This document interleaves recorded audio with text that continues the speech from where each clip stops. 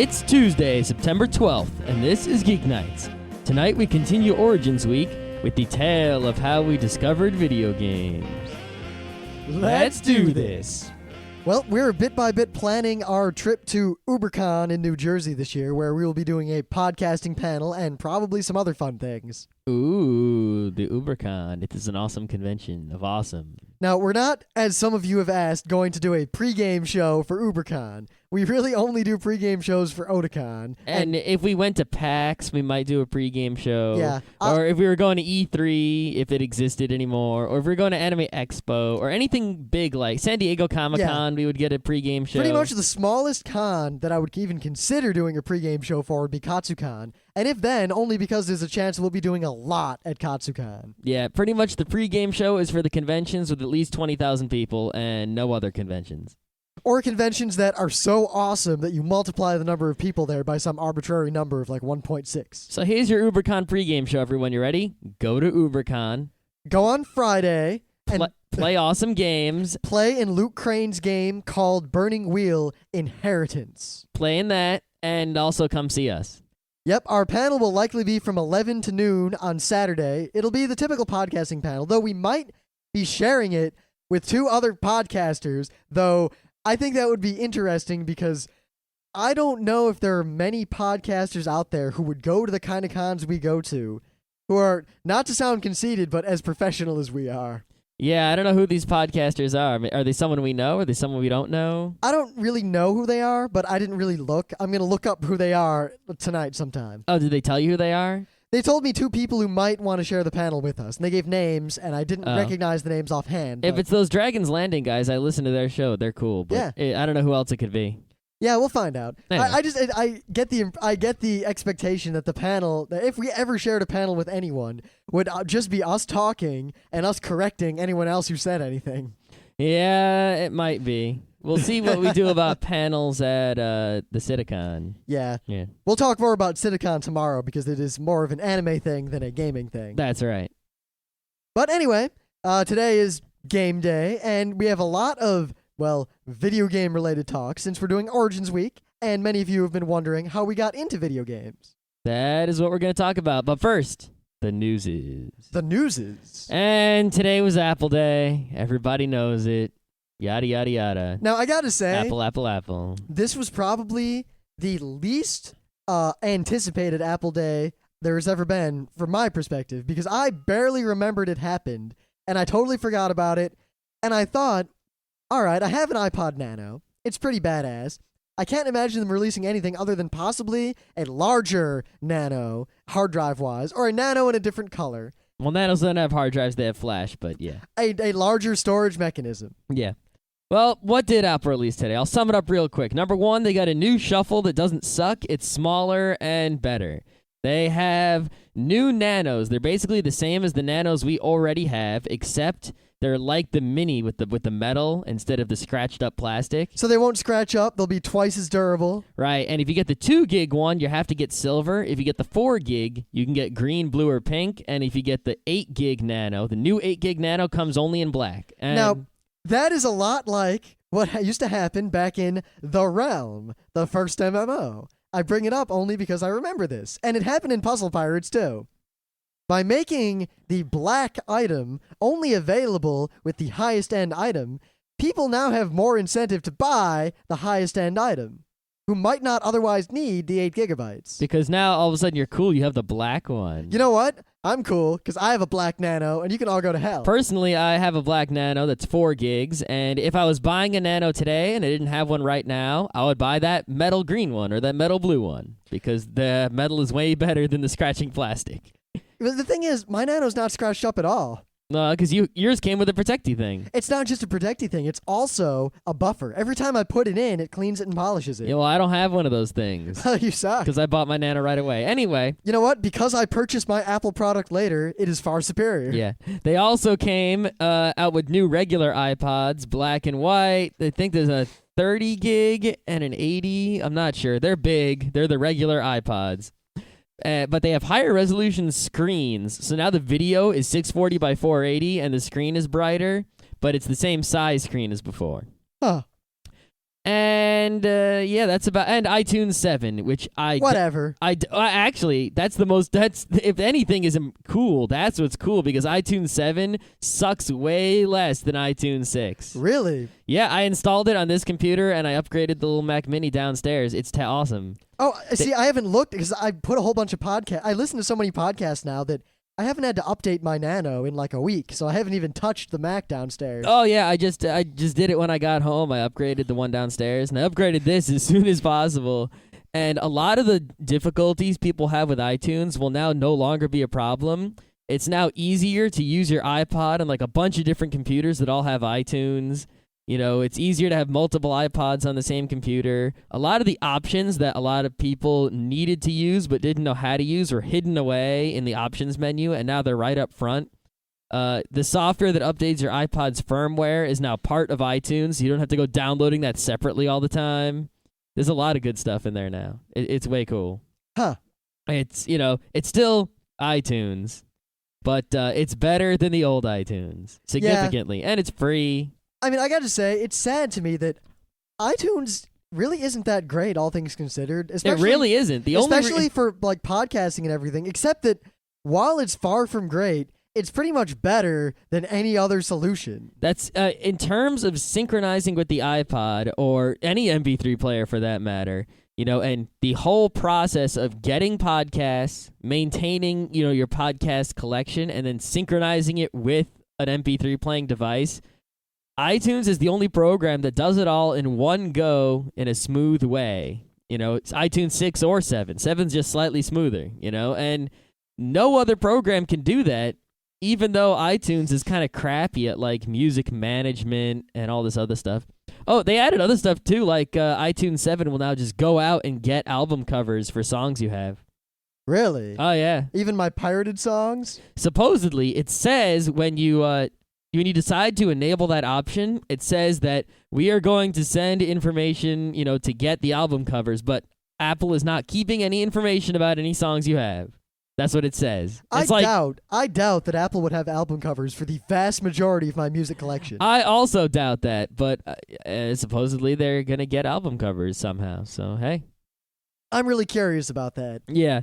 Actually, I turned it on, but I haven't. I'm going to try it out in a bit to see how it actually works. Well, we've got on the Mac right now some Cat Empire and some Tom McRae and stuff, so we could try that. Yeah, I think it has to be something that's like in the iTunes Music Store for it to work. I don't know. I had to go and investigate. Another thing is there's talk of this iTV, which is like I don't think it's out, but it's gonna be out. It's basically a little. It's like a flatter, wider Mac Mini, but it's not a computer. You just plug it into your TV, your big screen real television, and then what you can do is from any iTunes, on the same network, you can say, "Hey, see that video I have? Play it out of that television over there." And so that way you can download things off of iTunes, like movies, and play them out of your television. Sort of like the Airport Express allows you to play music from your iTunes on your computer out of your stereo, if you have, with the audio out hole.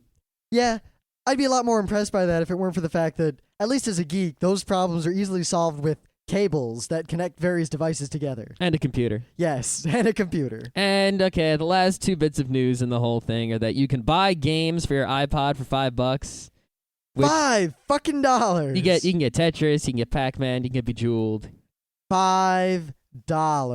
Yeah, I was thinking about doing it just to try it out and to have one game. $5. Yeah. That's a lot of money for a probably mediocre game that you couldn't control so easily because it's on your iPod. Well, the iPod is up, down, left, right, and a button. It's not so bad.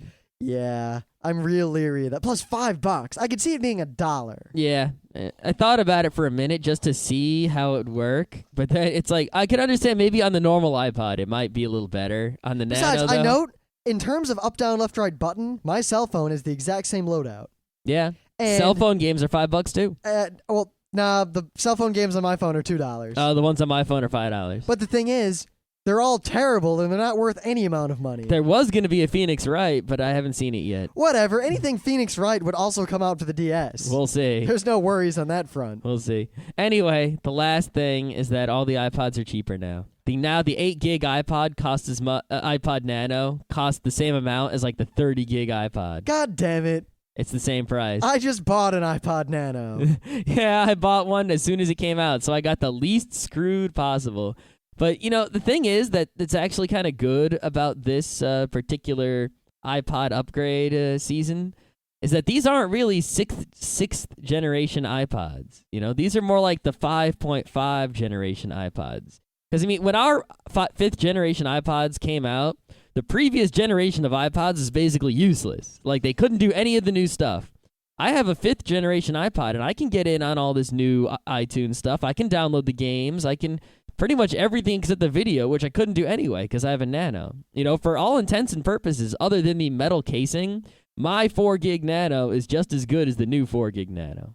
So I'm not so upset. And probably when my Nano dies, I'll reconsider my portable media device options. Well, anyway, I'll be quick about my bit of news because I imagine we could talk a lot about our main bit today. We could indeed. But Facebook has been in the press a lot lately. First, because they added all this user tracking stuff. Well, it wasn't really adding anything. They added reporting, where now there was a little feed where all your friends could see what you do on the site all the time, which sparked massive outrage among hundreds of thousands of Facebook users. I didn't realize that many people were still using it. Like, I used it, and then I just kind of let it sit there. And Yeah. if it ever emails me, which means, like, someone from my past is looking for me, then I can get the emails, and I'll go check it. But otherwise, I just let it sit there. See, a lot of people use Facebook a lot. Basically, everyone who wants that sort of thing and doesn't want to use MySpace for obvious reasons use Facebook.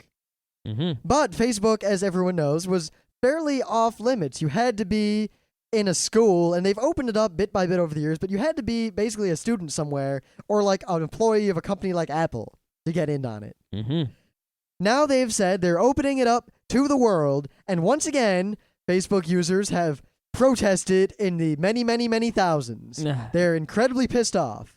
My prediction is that at first, Facebook will become infinitely more usable as more and more people get into it. Like, how many people from my past, might have been looking for me, but they couldn't because they didn't go to school, so they didn't get in on Facebook. And, well, do I really want to see those people is another story. Well, plus there's the fact that I kind of wanted to get in on Facebook way back, but I had effectively left RIT, and there was really no way I could have. There's an alumni thingy.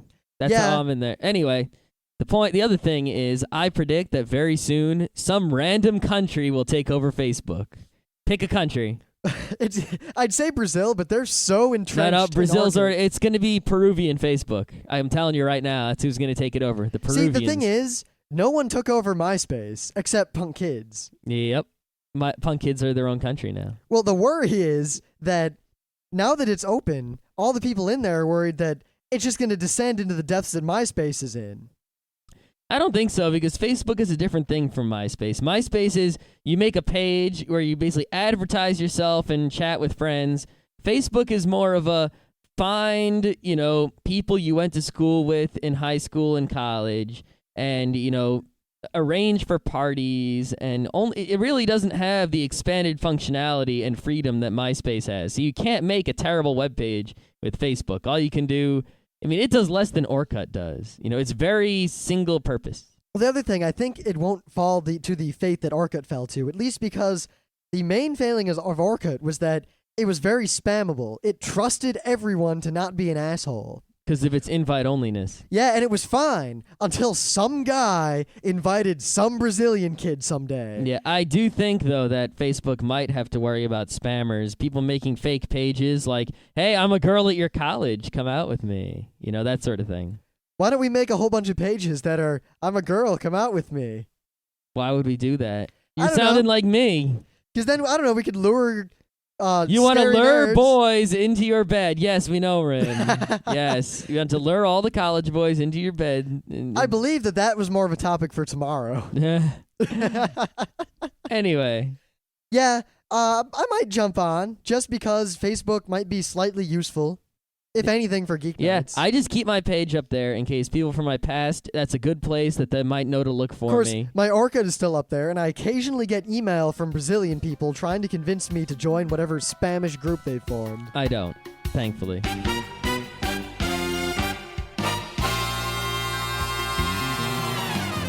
Tonight, I have a very special and very sad thing of the day. So special. This is, I have a tiny glimmer of hope that this is a joke because 4chan has been known to pull jokes like this before where they make up the kind of person they don't like, and then they basically make their own straw man and then beat that straw man at the internet. I mean, they've done it before. At Otakon once, they had a guy pretend to be a perverted furry guy in a fursuit, and then they had another guy attack him. And like another year, they put someone up to do something stupid at some other. They seem to do that sort of thing a lot. But at the same time, I've known people like this guy. I've seen people like this guy, and I really am doubtful that this guy is not entirely sincere in his internet bravado. This is a video of a fat stuttering man, basically a nervous fat man who's emotionally problemed, trying to put forth his manifesto to the internet that all of the 4chan people who invade his chat rooms and the YMNTD. Yes, the YMNTD. He says that twice. Yeah, it's YTMND. You the man now, dog. Of course, you ain't the man now. You were never the man. You're the loser. He basically says, I'm this awesome guy. I am going after this, because I'm dressed up, to the graduation of my sister or something from police academy. Just a little aside there that he brings up. And he, join me, smart people, in the fight against these 4chan idiots. I have gotten the police to go after all of you. They'll be knocking on your doors shortly. That's what you get for invading my chat rooms and generally annoying people on the internet and being 4chaners. Gasp, you are not free to be a punk kid while there is a fat Christian idiot guy talking on YouTube. Now, don't think we're religion bashing at this point, which we do occasionally, well, somewhat often. But in this case, the guy very specifically at the end, out of the blue, just says, you guys can't stop me from preaching Christianity. He's like, I will continue to preach Jesus, the word of Jesus in my chat rooms. And it's like, all right. But if you leave your chat room open, you can't complain if a bunch of 4chan kids come in there and harass you. Yeah, I mean, it's like, where's your God now? How come he's not, punishing these 4chan kids who were supposedly like... Actually, you know why? Because if he were a Christian who, actually studied all that stuff, the New Testament has a lot of things about how don't get revenge on people now because God will take care of that later. But isn't he trying to get revenge on people now? But supposedly... maybe he's not the best kind of Christian. And he's one of those people who just, says a bunch of Christian words and believes what he wants to believe and is stupid and insane and is a bad person and is the kind of person who makes this world a worse place. And he's fat. The sad thing is I've seen a lot of people like this before, and as things like YouTube have gotten more prevalent, it is a lot easier for people like this guy to put themselves in front of the veritable steamroller that is popular internet culture. This guy is going to be completely bowled over by everyone who thinks he's sad. Yeah, it's sort of like if a Jewish woman walked into Syria or Iran, like, hey, what's up? Not wearing any, the cover up. She's wearing a bikini. Like, hey. No, she'd have to walk in and scream about how you're all heathens and you all suck and Allah is crap. Yeah, that's basically what this guy's doing. And, Now you can see the armies of 4chan have already destroyed all the comments on this video. They have indeed. I mean, this guy really reminds me of things that I got to get off of my chest, hurting this community more so now. Deep in other people. All right. Well, you can get real deep into that guy because he's so fat. Okay. All right. So there was a thread in our forum about Mighty Max, which is an old cartoon and toy, I guess. I'm not 100% sure. And someone, who is this someone? Oh, Ido. Our friend Ido. She said she remembers the show. And apparently, she looked on IMDb, and the show Mighty Max had a storyline about Cthulhu. Oh, really? Yeah, really. So I went to the IMDb, and you know what I noticed there? It says, apparently, there was another cartoon show, a cartoon show that I actually watched, which also had an episode about Cthulhu. Now, After I saw this episode, I might have seen that, but not known what Cthulhu was back then. I believe that might have also been my situation, is that when I was a kid, I might have seen this episode of this show and not realized what I was seeing, because I didn't know about the Cthulhu mythos till like I got to college. So, almost. Scott, what were you seeing? Well, of course, as soon as I realized that there was an episode of the show dealing with Cthulhu, I searched for it on YouTube. Lo and behold, there it was. Fatagan. There is an episode of The Real Ghostbusters. Written by, what was the guy's name? Michael Evans or something? Well, Scott just updated the Wikipedia article about him to add this Ghostbusters episode to his credit list. I did. And it's in a Ghostbusters episode where the Ghostbusters fight Cthulhu, and there's an evil cult who summons him, and there's a Necronomicon and a Miskatonic University. The best part is that at the end, the crazy cultist is being dragged away, and he starts quoting basically H.P. Lovecraft at them. They quote this H.P. Lovecraft all over this episode. Like, you think it's just, they made a monster Cthulhu for them to fight. No, they went all out. I mean, the name of the episode is The Collect Call of Cthulhu. They spell it wrong, but we're pretty sure that was just a copyright issue. And to help kids read, because it was, phonetically correct. Yeah, if I was a little kid and I saw a word spelled like Cthulhu, I don't think I'd know what to do with that. I wouldn't know what to do with it either. And, watching this show, I realized The Real Ghostbusters wasn't a bad show. It's still tolerable to watch it today, and the voice acting was really good. I mean, those guys did a pretty good job of impersonating the actors from the movie. It sounds just like them. And there was good writing. And the best part was at the end, when the girl takes the Necronomicon back to Miskatonic, and the Ghostbusters are like, so, we beat him? And they're like, she's basically says something to the effect of, oh, heavens no, he'll be back, but not right now. Yeah. See ya. They're just like, great, we're the Ghostbusters, whatever. The thing is, the link I'm giving you guys is to the second half of the episode on YouTube. It's actually titled Cazafantasmas vs. Cthulhu 2, because it's some Spanish guy posted it, and Cazafantasmas is Ghostbusters. But you can see, if you look on the right side of the page, you can see the first half of the episode. So a link to the first half of the episode, in case you want to see that. The second half is really the good part. So it's all you. Well, to continue Origins Week. Well, actually, I just checked the forum just now, and would you believe it? In the poll to see what our episode tonight is it tied? Should be about. It is a dead heat. It is 20 votes for video games and 20 votes for board games and RPGs. Now, I know that only 40 of you voted. What? There are so many of you in there. I guess a lot of people didn't care.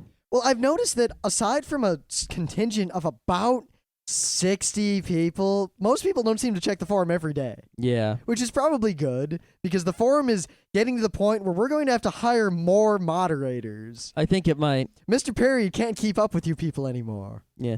So, because video games is winning most of the day and board games just finally caught up. Yes, mad props to the board game rally, but I've already been thinking about what I'd say about video games. Yeah, I mean, it would have been something. If you were winning by one vote now, I would turn it over, but we already did the intro to the show. So once again, democracy matters. One vote counts. You could have been the one. If you thought you wanted to hear us talk about role-playing games and you didn't vote in that survey, this is your fault. Yeah. So, you should join the forum, and you should watch out for when we, do this sort of thing. Yes, there will be another Origins week, because there are many Origins topics. We have gotten into a lot of things. There's no way for me to close the poll while keeping it visible. I can remove the poll, but I can't just, close it. Probably just kill the poll, because people are going to go vote now, and it doesn't matter. Yeah, all right, I'll remove the poll. But anyway, I would like to say that Scott and I have quite a bit of video game credentials, probably more so than we have computer credentials. I don't know. I think my computer credentials might be slightly better, but I have mad video game. Well, let me put it this way. We at least have mad old school video game credentials. That's for sure. I mean, I have been exposed to video games since the moment I was conceived. My mom was playing Breakout.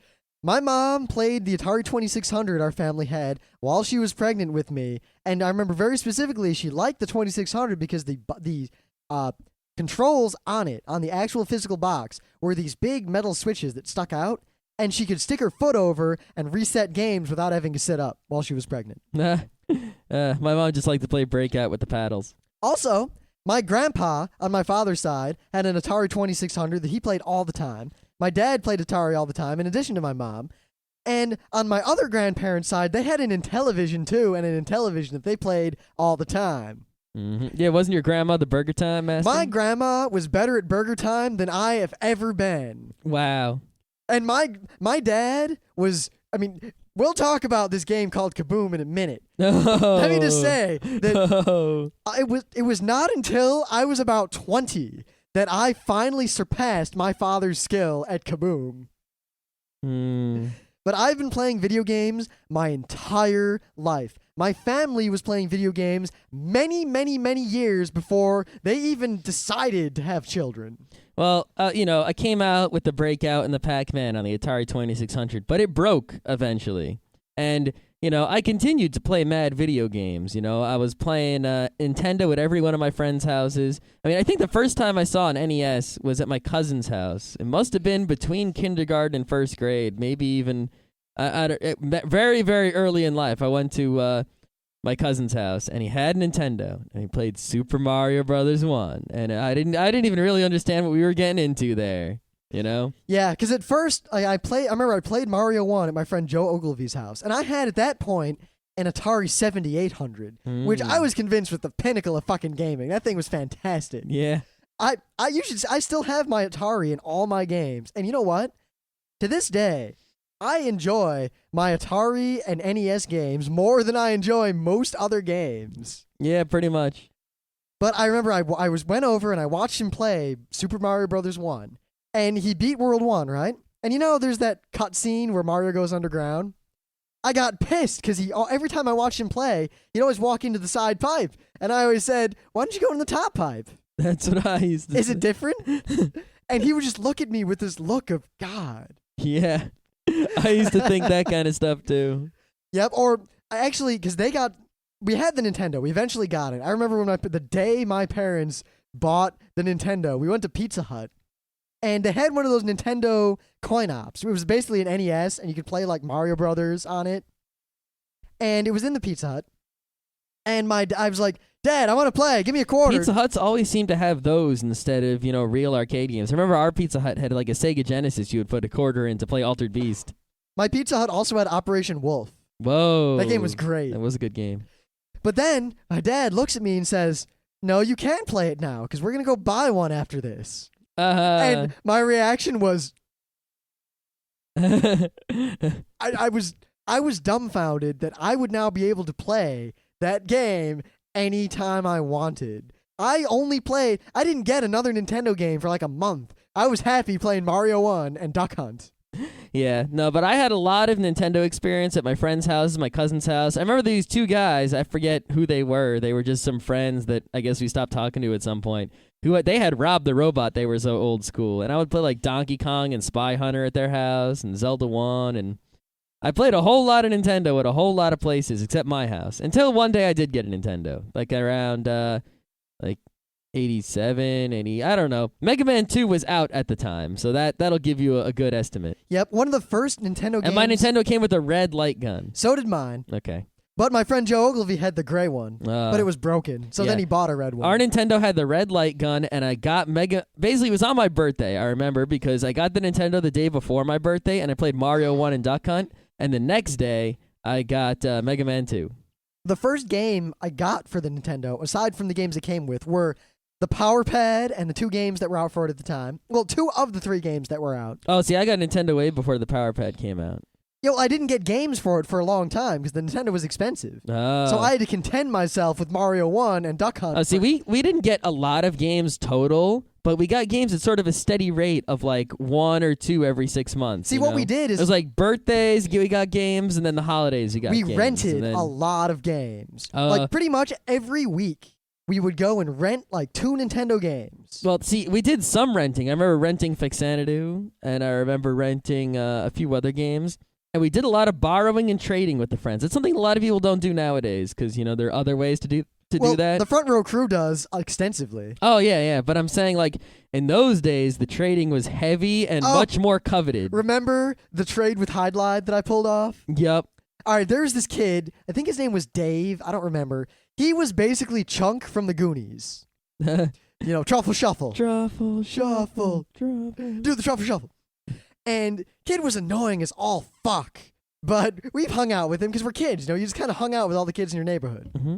I mean, like, he would always come with, like, if we all had a squirt gun war, he'd come with, like, the weird squirt gun. Or we'd have a Nerf war, and he'd come with, like, the weird Nerf gun that no one else owned. But independent of that, he was just a weird, annoying kid. But one day, he comes to my house, and he's like, I'll trade you Mega Man 3 for your copy of Hydlide. And I said, yes, here. Just good fucking God, did Hydlide suck. And I got Mega Man 3, and I played the living hell out of that until 2 days later when this other kid, Eric, who was kind of a bully in the area, but he came to my door, and it was real polite, but he basically said, yeah, so Dave took my copy of Mega Man 3, and he said he traded it to you.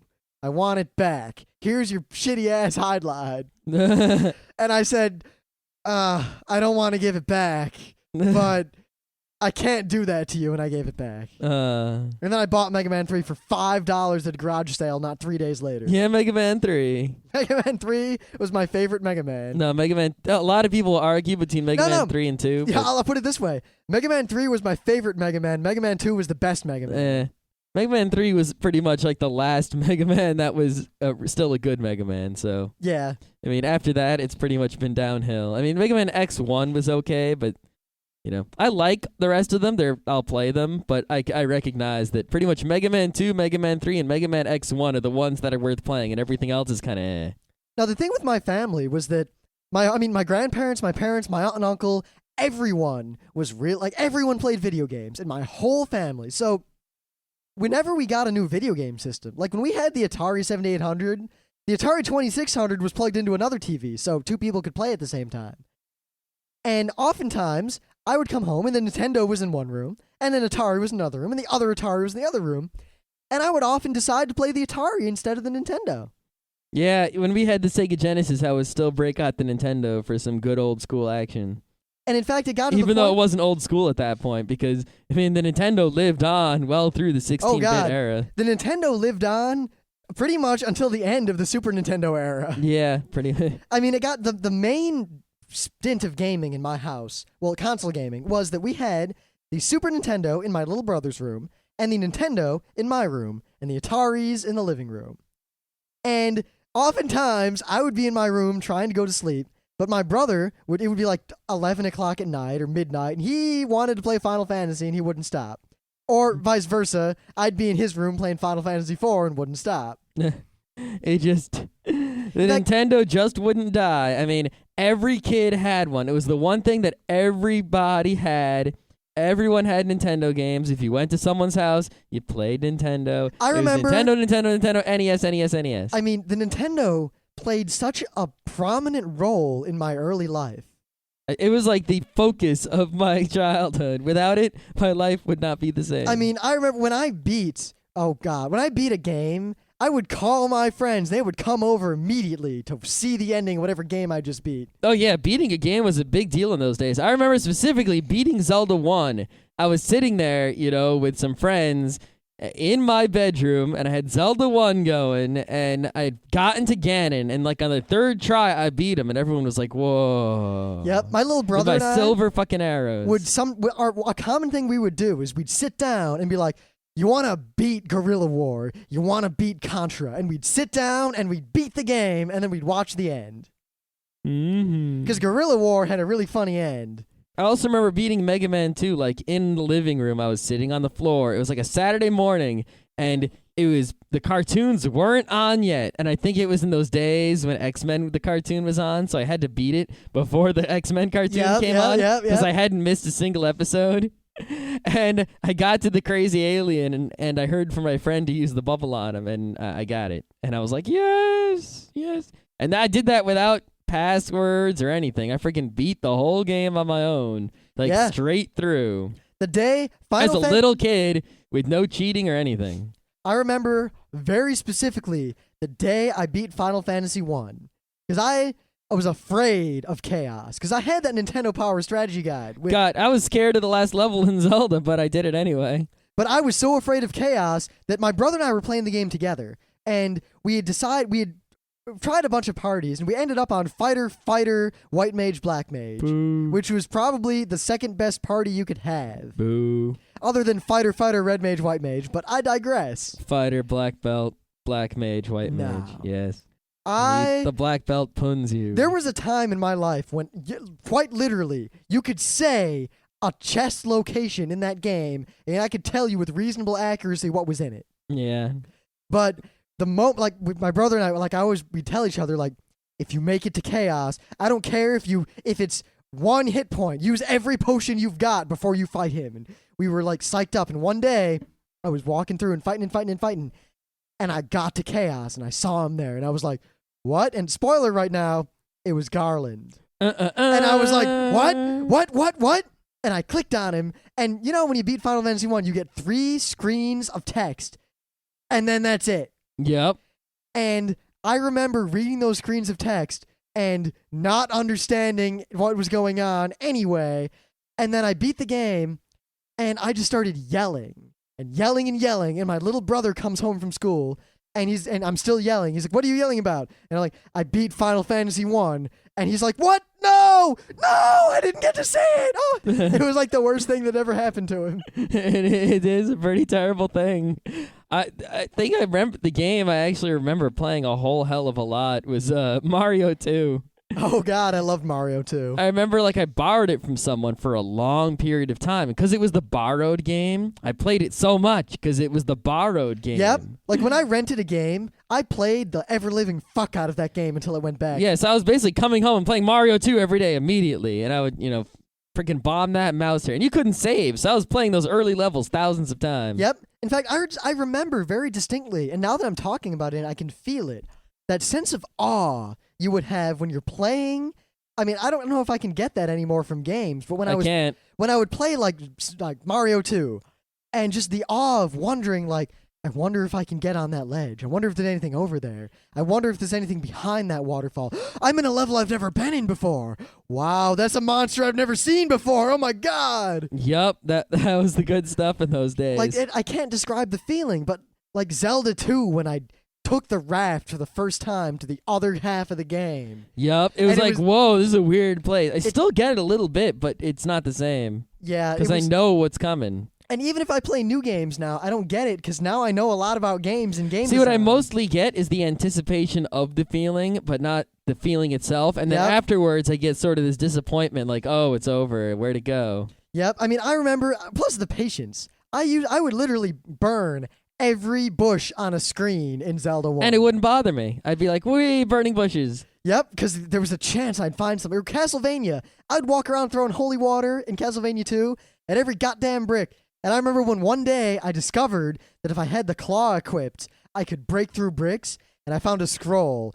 And the scroll said something creepy about Dracula, and it scared me, and I had a nightmare about Dracula that night. Because Castlevania 2 scared me more than any game I've ever played as a human being. All right, so enough with Nintendo. We were mad Nintendo fiends. Well, the thing is, I was an equally mad Atari fiend, and right up through... See, I was an Atari fiend playing Pac-Man.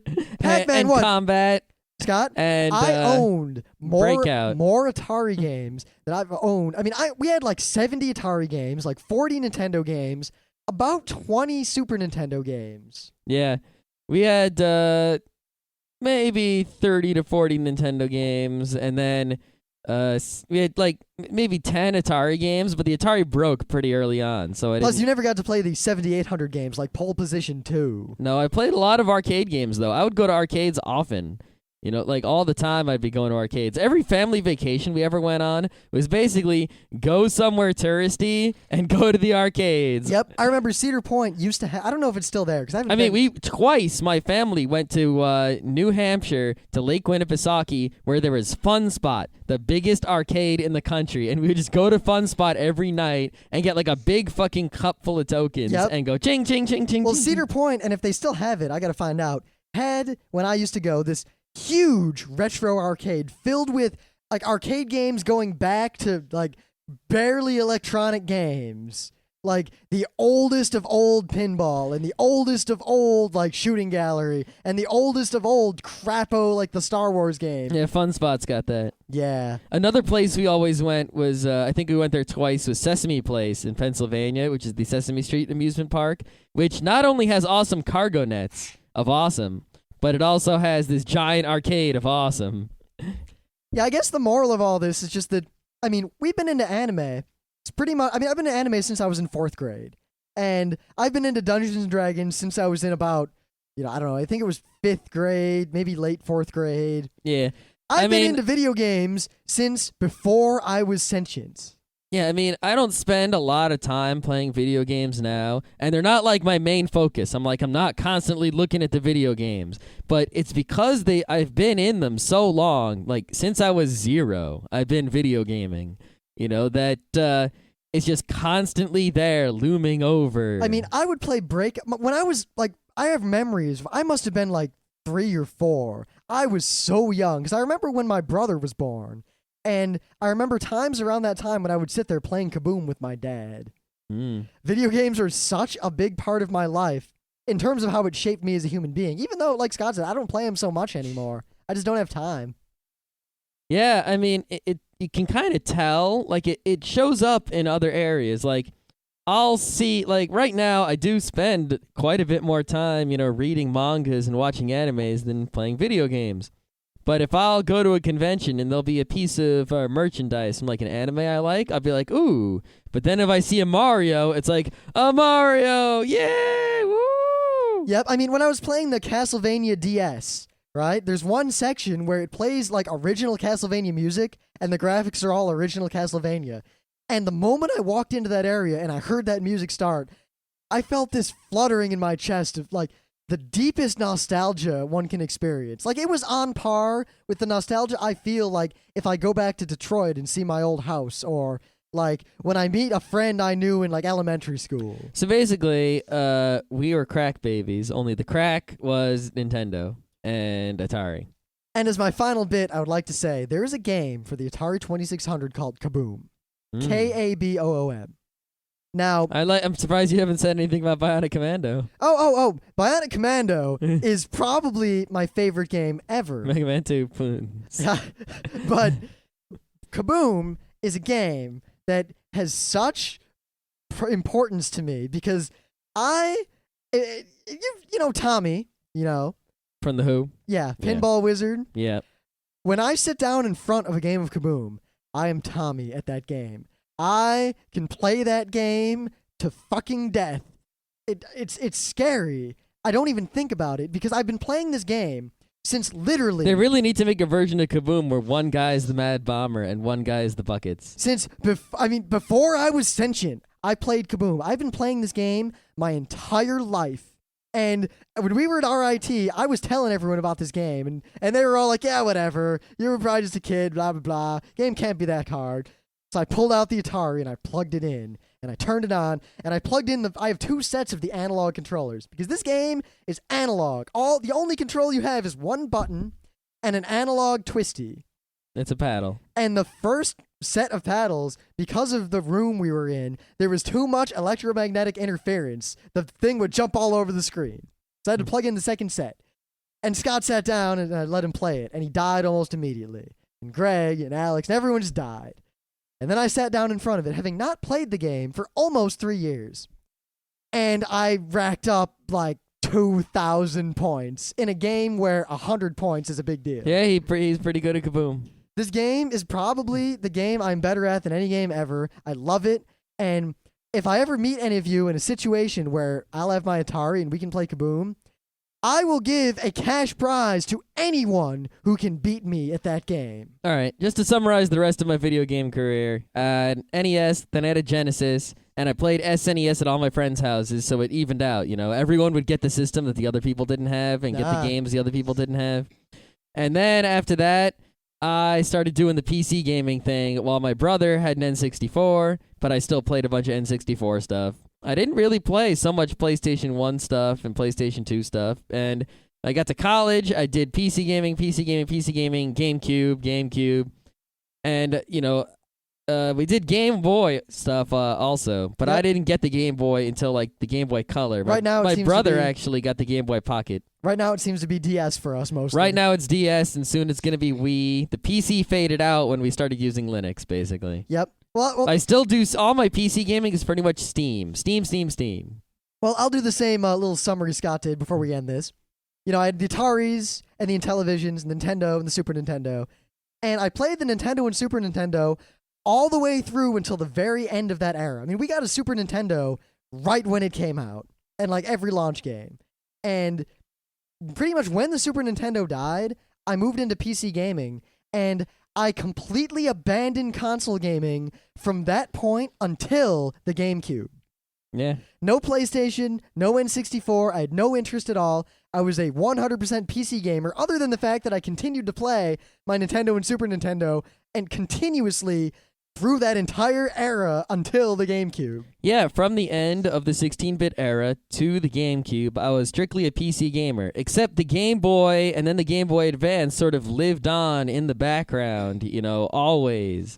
All the way up through now the DS. Yep. It's like a separate track almost. It's just always there. See, actually, in terms of portable gaming, I wasn't really in on that boat too much until I got a Game Gear. And my brother got a Game Boy, and we traded him back and forth a lot. And I really wasn't big on the Game Boy. I liked the Game Gear a lot more, except that it eventually died because there weren't enough games for it. They're all crap And games. then I got a Game Boy Advance really late. My mom bought it for me at one point. And then I got hooked on Advance Wars, and now I have a DS, and the DS is my primary gaming console. Yep. Yeah. I mean, basically, like, the Game Boy was something I would play at my one friend's house who had an old school Game Boy. And, while it was cool, I didn't really want one that badly because the games I was playing were like Kirby's Pinball, which was only exciting because I played it rarely at this one kid's house. Or what was the other game? Solomon's Key, which is that puzzle game that was impossibly hard, and I knew that if I had it for myself, I would just kill myself. Games like that. So I didn't really want a Game Boy, but I liked playing at my friend's house. But then when Pokemon came out, my brother got a Game Boy Pocket and Pokemon, and I was kind of like, whatever. That's that kitty-looking Pokemon thing. And then I said, oh, wait a minute, that's worth playing. So I got the Game Boy Color and Pokemon. When the Game Boy Color came out, I got it. Then when the Game Boy Advance came out, I got it right away. And then when the DS came out, got it right away. Yep, Scott and I bought DSs the day they came out and multiple games for them. So for the past 3, Nintendo portable systems, I've gotten them pretty much at launch. I never got the SPs or, the anything like that. I just got the Game Boy Color, the original Advance, and the original DS. I skipped all. I went from Game Boy and Game Gear to GBA and then DS. Never had a Game Boy Pocket, Game Boy Color. I got in the game late and stayed in the game, until today. You got in the game early, dropped out, and came back in. Yep. But other than that, I think that's it.